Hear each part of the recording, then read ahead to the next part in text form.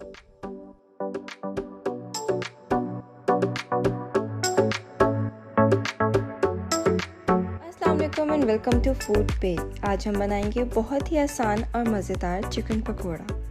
सबसे पहले half KG chicken boneless ले लें और उसमें ऐड करें 1 एग, सॉल्ट टू टेस्ट,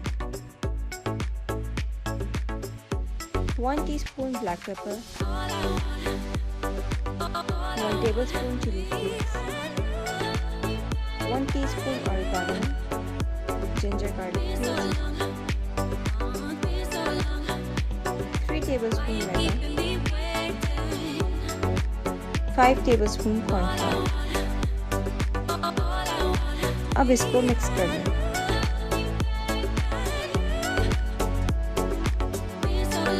एक कढ़ाई में ऑयल जब गर्म हो जाए तो चिकन को दरमियानी आंच पे 7 से 8 मिनट के लिए फ्राई कर लें।